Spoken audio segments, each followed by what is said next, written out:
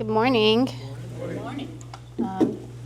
As Officer Beer said, my name is Petty Officer Phipps. I work down at Coast Guard Station Emerald Isle. I've been there helping you guys out for the last 3 years now. I've been in the Coast Guard for about 8 years, a little over 8 years. This unit is my first search and rescue law enforcement unit. So been learning a lot over there, meeting new people, having fun. I was invited here to talk to y'all about some of your boating safety requirements that we look for as the Coast Guard.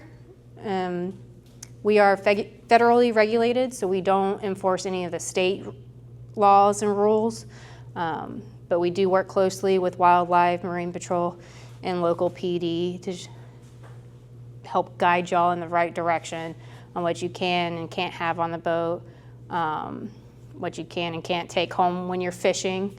With me, I have our auxiliarist commander, Don Thompson. He can provide you guys with a boater safety course, teach you how to operate your boat, all the things you need to know while operating the boat. It's 8 hours. It's an 8-hour course, and you get like a little license certificate type thing. In the state of North Carolina, the requirement is anyone born after 88 is required to have a boater safety license. If you're born before that, you're grandfathered in, so you don't have to. But it's strongly encouraged. It's one of those, the more you know, the better. You can be safer on the water. Our job is to make sure y'all are safe. Best way to do that is preventative measures first. So making sure you know what you need to have on the boat. If the worst should happen, we can get you easily. The obvious thing on the boat is going to be your life jackets. This one is a child's, but the first thing you're looking for when you have a life jacket is to make sure that, one, it fits properly. There are no rips, tears, holes, or anything like that in the life jacket. Buckles work. If it has a zipper, the zipper is functional. And you're looking for that Coast Guard approved stamp on your life jacket. For your life jackets, you have to have one wearable life jacket per person on board. And they obviously have to fit appropriately too. So you don't, you wouldn't want to be wearing a 2XL life jacket. That thing, you'll fall in the water and you'll slip right out of it. So make sure it's tight around the waist. Some good common practices to have in those life jackets, a lot of them have little pockets in them, is a whistle and maybe like a strobe light or something. That's what we keep in our Type 3. That's what's considered a Type 3 life vest. We keep those in ours. That's for our safety, because we're humans, we make mistakes. Our boats can break down just like anyone else's, so having those helps increase the likelihood of survival and being found. With that being said, a whistle is required, or some kind of sound-producing device, whether it's a horn or whistle, is required on your boat as well. If it's a whistle, get one of those pitless ones, because those with the wooden balls inside, once it gets wet, it's not going to make any sound. They sell them at pretty much any marine shop.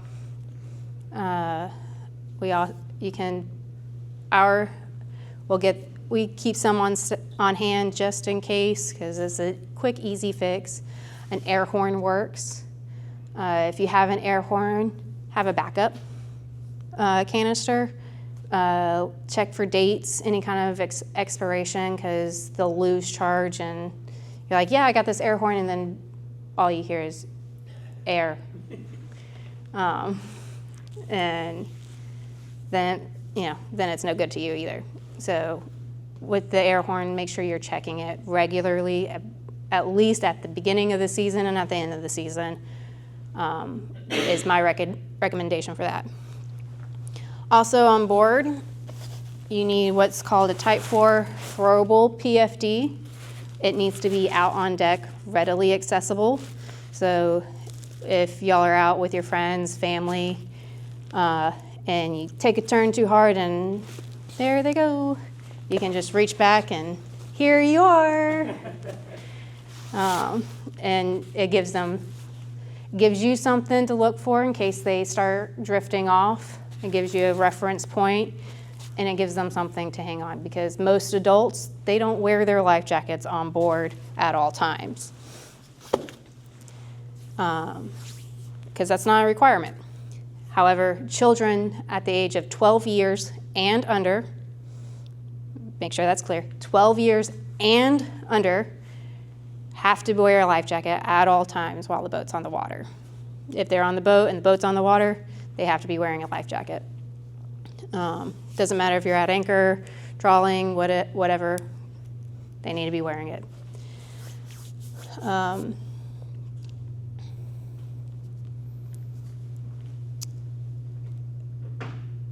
And there's also a new policy with kill switch lanyards, safety stop. So if you get too far away from the boat, it'll turn off on its own. A lot of them are just little spring coils. You clip them right onto your body. You can do wrist. However, they also have some Bluetooth ones where you can connect it to your Bluetooth, where if you get too far, it'll kill the boat itself. Anytime you're up on planes, so you're pretty much going full throttle. If you're going really any more than clutch ahead, just barely putting, you need to be having that secured to your person some way, Bluetooth. Is that a law, or is that just a requirement, or just a recommendation? It's now a requirement. It is a law. It's a law. It is a law, Mm-hmm. okay. I think that came into effect 2-3 years ago, 2021.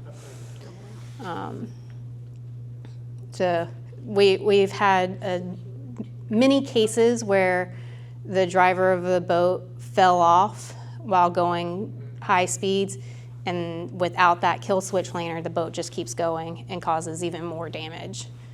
And I don't know about you guys, but I can't swim at 30 knots. So you're not catching that boat if it's going.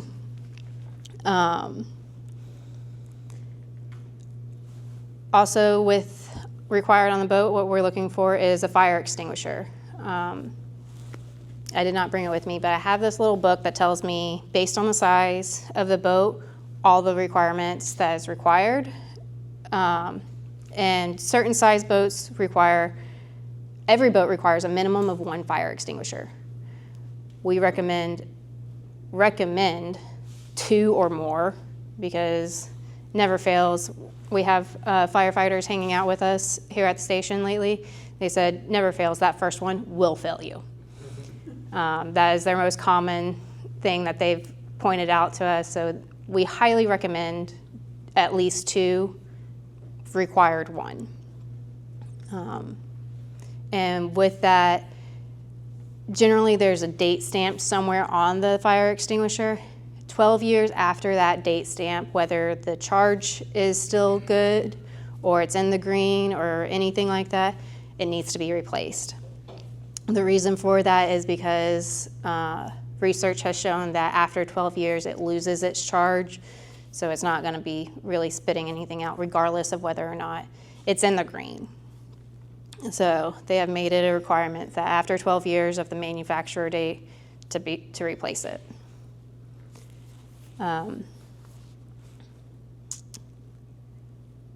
Another thing that is not a requirement while you're inshore boating around on the Sound, but if you go offshore, is flares.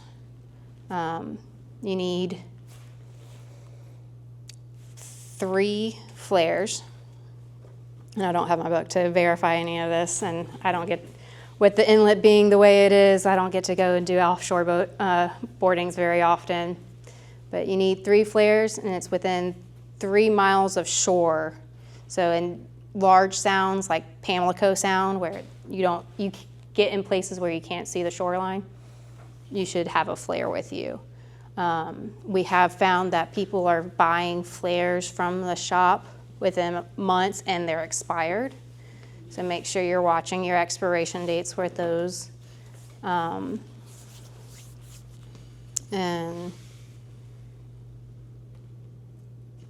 I think that is all the requirements for the boats that we're looking for. Fishing, make sure I'm not a fishing boarding officer, so I can't talk too much about that, but make sure you're looking at your seasons, following the season, what you can and can't keep. We look for, but we don't require. You get a warning if you don't have your registration on board or ID. Marine Patrol, Wildlife, they will ticket you if you don't have those. We can give you a warning. So we encourage to keep those on you. As far as I know, North Carolina Wildlife now has an app where you can keep it on your phone so you don't need that paper copy anymore, and that will suffice as well. And at this point, I don't see many people walking around without their phones, and even on the boats, so if you have it on your phone, you're pretty much good to go. Some of the common mistakes we find when we're out boating is, especially around here at Emerald Isle, is shoaling. There's a lot of shoaling in the area, and it shifts a lot. We get asked frequently, like, what's the safe route? We can't tell you, because we don't know. It's always boat at your own risk around here, because the channel is constantly shifting. We discontinued Vogue Inlet Channel after buoy 6 to get offshore because the shoals have shifted, and they're shifting so rapidly. So if you have a depth sounder on your boat, highly recommend getting one. It will save you a lot, and it'll help you find out where's the best place for you to go. A lot of people around here like to anchor up on the shoal and have a temporary beach party over there. So those are fun and easy to do, but you might need some help getting off the shoal if you can't push the boat yourself.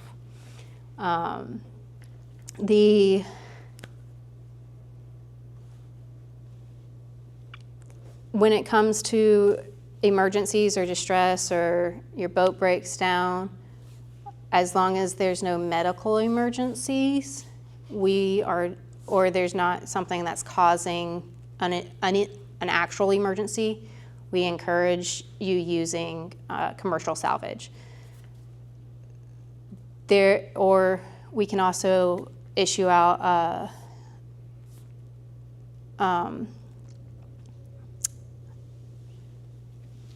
sorry, I lost the name of it.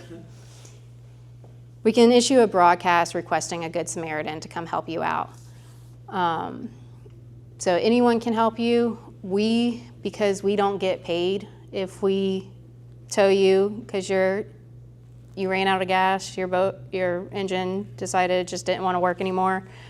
We don't get paid. We're taking money from these companies. That's literally their source of income, their way of life. So we're not allowed to interfere with commercial salvage. So if they can reach you, call them. In the area, I am aware of Seatow and Towboat US. They're staffed, both companies are staffed very well, and I haven't had many issues with them responding in a decent time. They take up most of our job. So most of our job now is just making sure that we prevent y'all from having any kind of emergencies. And with boating, I know a lot of people like to drink. It's fun to drink while out on the water. There's a big difference with boating than it is with driving. You are allowed to have open containers on the boat, where the car, if Officer Beer will confirm, you're not allowed to have any open container regardless of whether the driver is drinking or not. Boats you can. Drivers cannot be drinking, their passengers can. The limit for your alcohol limit is 0.08 is the legal limit. Anything less than that, you're okay. Still do not recommend it. Especially because most of the people that are drinking while out on the boat, it's hot, it's sunny, water consumption's been decreased, so even that 0.08 could hinder you a lot more than what you would normally do if you were drinking at home. So my personal recommendation is, if you're driving, make sure you have plenty of water as well. Stay hydrated, because the less hydrated you are, the more effects alcohol will have on you. But always have somebody that is able and has less than 2 beers.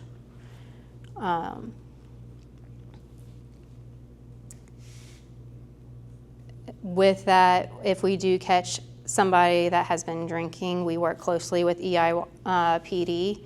We'll escort y'all to EI and then hand over any kind of drinking while boating to EIPD or other local police departments. There's not a whole lot for me to discuss for that. Thank you. And this is why I have Don Thompson here. He helped me remember all the things that I was touching on. Out on the water, I don't know how often y'all go out. You seem like you go out a lot. I don't know why. You're just giving me that vibe that you like to be out there. But you have buoys. And Don, if you wouldn't mind handing me that. We have a few handouts in the back on our federal regulation, how to choose a proper life jacket. I have a couple of these aids to navigation books, and it's essentially just telling you how to navigate on the aids. So if you're out there on the Sound, you'll see sticks with either a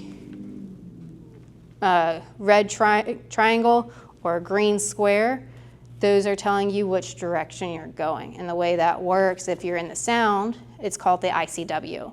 The ICW runs from Maine all the way down south around Florida and up through the Gulf. And the way to read that is, if the green is on your left side, you're heading south. If it's on your right side, you're heading north. My memory aid is green to the sea. And you'll know you're on the Sound because it'll also have a yellow either square or triangle on that. And they're small. They're probably no bigger than this, so they're kind of hard to see. And then if you're going out towards sea, Bogue Inlet has a few that are not considered the ICW. They're not going to have those little yellow marks to it. That memory aid for that, to know which direction you're going, is red right returning. So if the red is on your right side, you're heading towards the shore. Reds are even numbers, greens are odd numbers. It tells you, this little guy can tell you what different color schemes mean. Here in our AOR, we have the EI buoy is considered a junction buoy. It has a red and a green. And what that means is that if it's on your right, the red on top that's the preferred channel. You want to take that red down your right side, that will take you to the ICW. It's acting as a green to go into Coast Guard channel. Another one is the Bogue buoy. It's right there at the end of Bogue Sound at the ICW.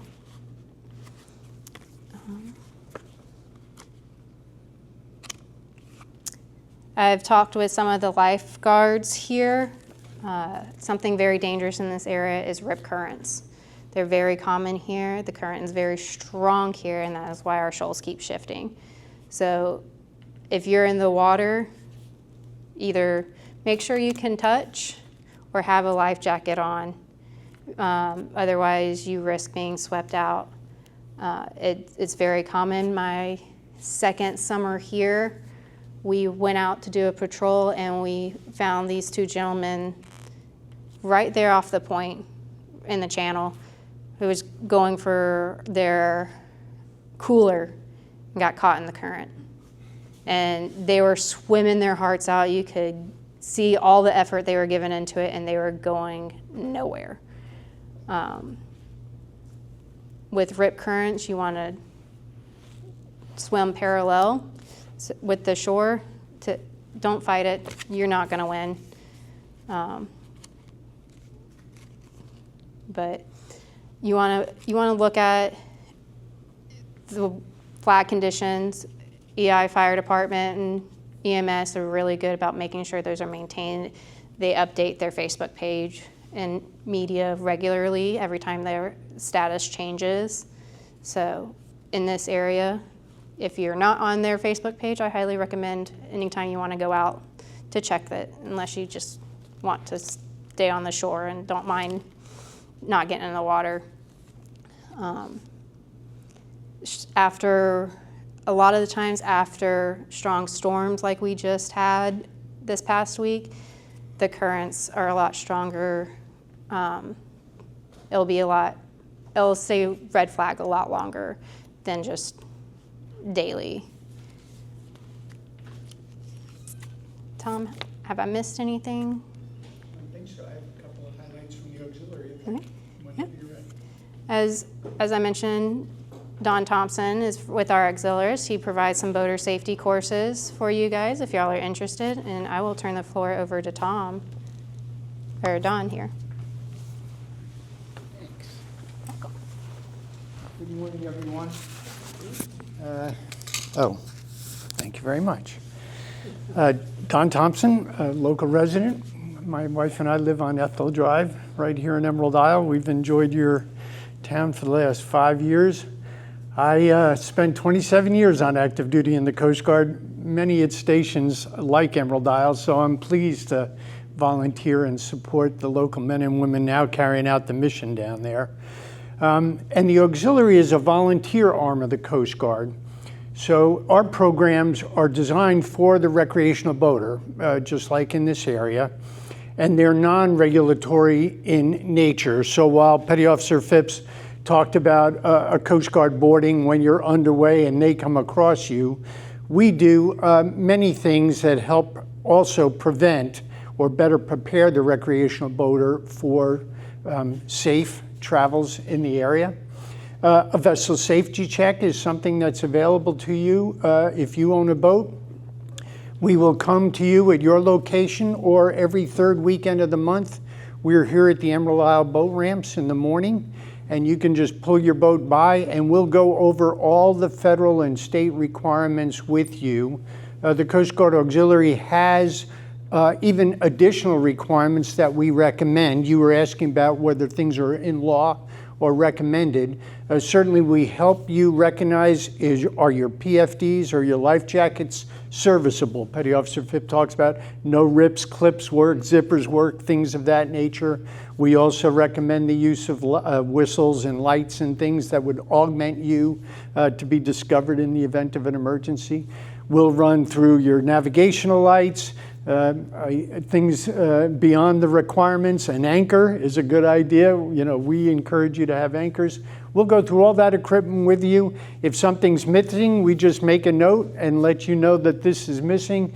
You replace it, you get a sticker for this year. I've met these requirements, and you can be sure that your equipment is working in good fashion. Petty Officer Phipp made reference to the boating safety classes. We do hold a National Safe Boating Law Administrator approved boating safety course in these areas. For the past couple of years, we've been working in partnership with the Carteret Library over in Cape Carteret. We have one coming up at the end of June. But these courses go over all the regulations, both state and federal. It goes over safe preparation of your boat, trailering your boat, operations of your boat. It talks about the inlet that Petty Officer Phipps was referencing, because this is a particularly challenging inlet because of all the shoaling and the moving of the waters and things like that. So if you're interested, please come by. I have some flyers. There's an opportunity on Saturday, the 28th of June at the library, where we'll be hosting this course. There is a small course, mostly for materials, but at the end of the day, as Petty Officer Phipps said, you will have a recreational certificate that you've successfully completed this course, and that's recognized by both the Coast Guard and the state of North Carolina. A couple of things just to go over when Petty Officer Phipps and I were talking about it. Luckily for North Carolina boaters, the federal and the state regulations align quite well.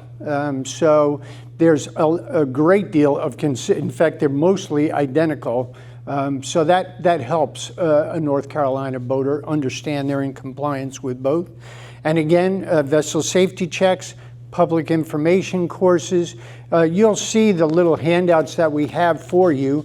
We keep Village Market stocked. We keep Real Outdoors stocked. Let's see, what else? K&V Marine has them for us. You know, we try to keep this information out in the public's eye so that they can take advantage of it and be safe boaters. That helps you and that helps us along the way.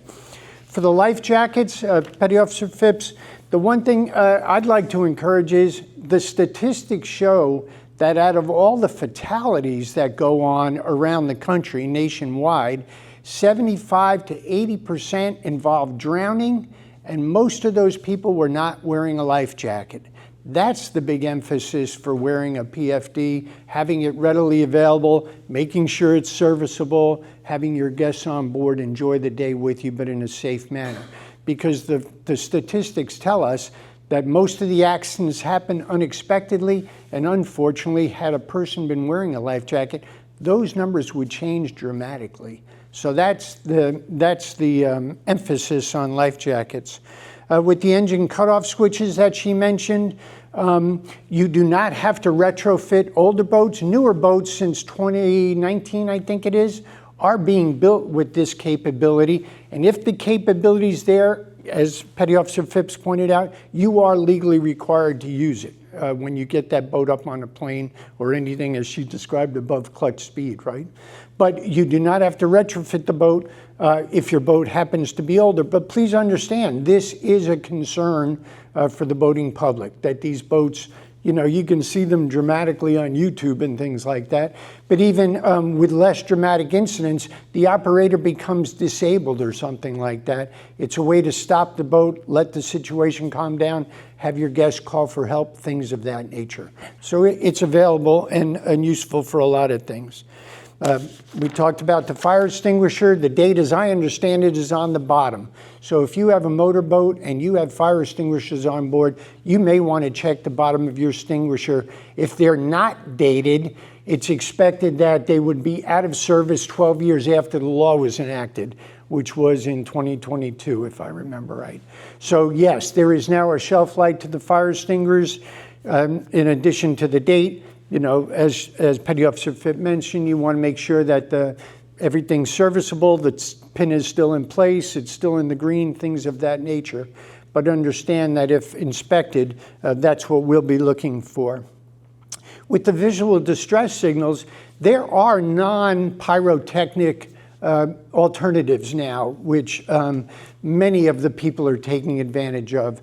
In addition to the night flares that Petty Officer Phipps described and smoke during the day, there's a automatic signaling SOS, a white light automatically signaling SOS, meets the night requirement in addition to or in substitution of flares. And then there's an orange flag, an international orange flag with a black ball and a black square on it. that you could wave at somebody. That also indicates I need assistance, and that would meet the requirement for the daytime thing. So if some people were always concerned about having flares were the most common. You could buy the little Orion kits, and they had the flares and the little gun. That was the most common. In response, I think, to concerns over pyrotechnics on board, now there's alternatives that don't involve that. So you can still be safe, you can still have those visual distress signals on board meeting the requirements, and yet you don't have to have pyrotechnics on board anymore. Safe boating practices, when Petty Officer Phipps asked me to join her, the things, wear a life jacket, she mentioned it, we do all the time. When our vessels, meaning the Coast Guard vessels or the auxiliary vessels, are underway, we are in a life jacket and augmented with some of the equipment that she shared with you. So we encourage everybody to do that. We talked about the statistic earlier. Don't drink and drive, it's a legal requirement. The operator of the vessel has to be sober, and that is by state definition 0.08, right? And we encourage no drinking and driving and drinking plenty of water. Slow down. Most of the accidents we get involved with is just too many people going too fast on the water and getting themselves in situations which then get out of control. By slowing down, you just give yourself some time to understand what's going on around you better. It's a legal requirement that both operators are responsible if a boat gets in a collision, right? Yes, there are rules of the road, and yes, there's priority in movement, but at the bottom line, you want to make sure that you avoid a collision at all costs, and the best way to do that is just slow down a little bit and give yourself some time to react to that. Keep a proper lookout. Make sure you're aware of your surroundings, what's coming past you, what's coming at you, left, right, all that stuff, and obstructions in the water, especially around here with the skinny water that they keep referring to. You know, where are the shoalings and things like that? Petty Officer Fifth managed the aids navigation. Understand you put your waypoints in and things like that. If the water shoals, the aids navigation teams are going to come, and they usually mark best water, as she described. So that aid from the spring to the fall, certainly some of the aids in the area, the floating aids, may be shifting to try to give you a best idea of what the best water is at some given time through the season. But understand that your waypoints might be changing because just the shoaling of these areas. And file a float plan.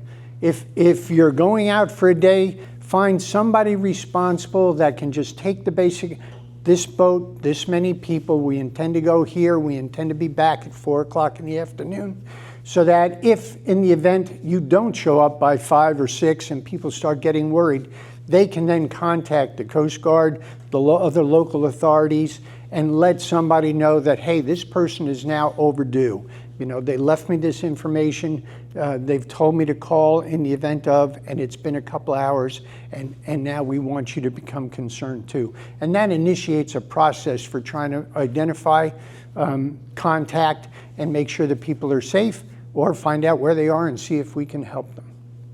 So those were the things that I thought in support of Petty Officer Phipps in our conversation. I'm very proud to be a member of the Coast Guard Auxiliary. Please come join us for the materials that we have. We'll be glad to answer any questions you have if you'd like.